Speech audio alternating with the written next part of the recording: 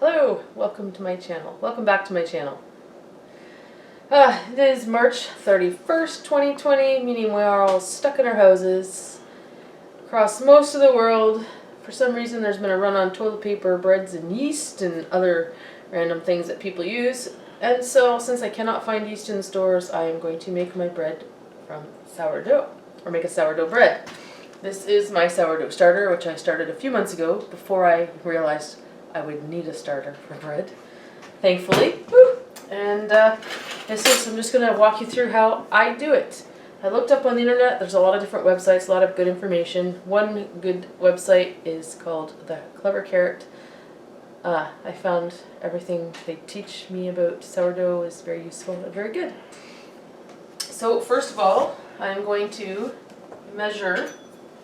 weigh all my foods today, measuring on my kitchen scale 150 grams of starter. It's a little bit messy because it can be a little bit thick. There we go. It's 150 grams. I'm going to add in 250 grams of water, warm, 25 grams of olive oil. And then I'm going to whisk all this together. I kind of like sourdough bread because you don't need to knead it the same way that you knead regular bread, which is kind of interesting. I am not measuring the salt. I'm just eyeballing not much salt, tossing it in. And then I have pre-measured 250 grams of white flour, all purpose.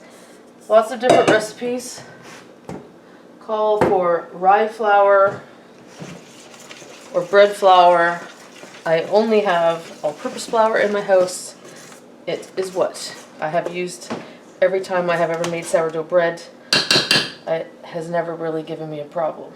So, with my clean, washed hands, I am going to now mix it all together.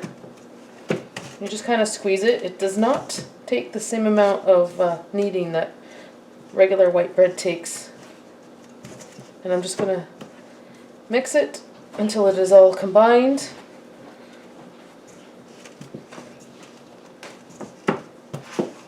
Kind of like, just like this. It's it's a little ball. And then I am going to put it into this really fancy bread proofing basket that my mother sent me for Christmas, because it appears that all my fancy kitchen appliances come from my mother as gifts for Christmas. And I'm going to, in 30 minutes, we're going to fold it a few times. But for the moment, we're going to cover it. We're not going to put it in the oven. We're just going to leave it in a regular place. You don't want it to get too warm. And I'll clean up the mess and we'll come back in 30 minutes and we'll fold it in. It's been 30 minutes. The dough has rested. So we're going to take it out. I'm just going to knead it around a few times. Not a whole lot. See this? We're just kneading it. It looks a whole lot nicer than it even did half an hour ago. Looks beautiful. I don't know if you can see how nice and soft it is. It's a little tacky but not sticky.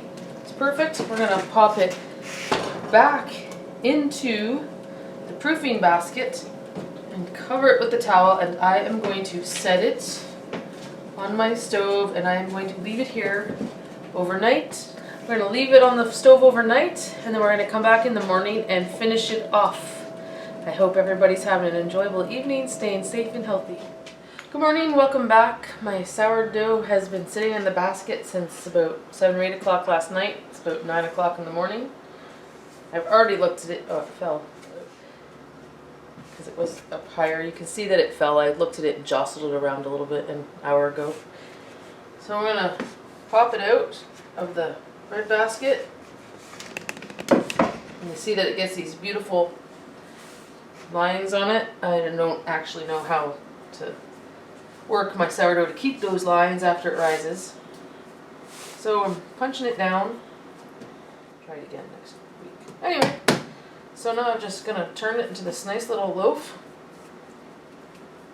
Like this. I'm going to put it in an oven safe pan, and I have parchment paper on the bottom. I'm going to place it in here, and I'm going to put a lid on it, and I'm going to leave it here for 2 hours. Okay, it's been a couple hours. It's been rising in the pan. It's gotten a little bit bigger. I put it in a metal pot that can go into the oven. I think typically it's cooked in a cast iron Dutch oven, which I don't have. So this will do. I've preheated my oven to 400. I'm going to take a sharp knife and give it a couple of slashes, which is hard to do when it's way down in this pot. I'm going to switch up for steak knife, I think. And then we're going to slash.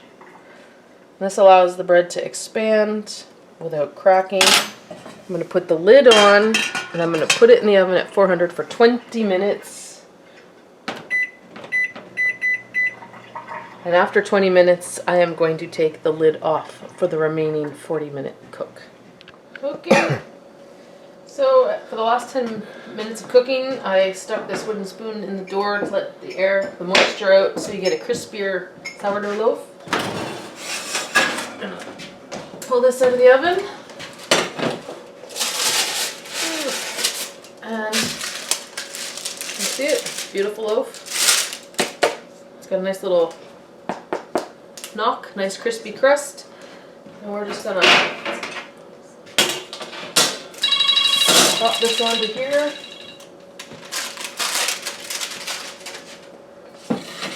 And there you have it. Sourdough bread, no yeast used, except coming up in another video I'll show you how I did my starter. Nice and crispy.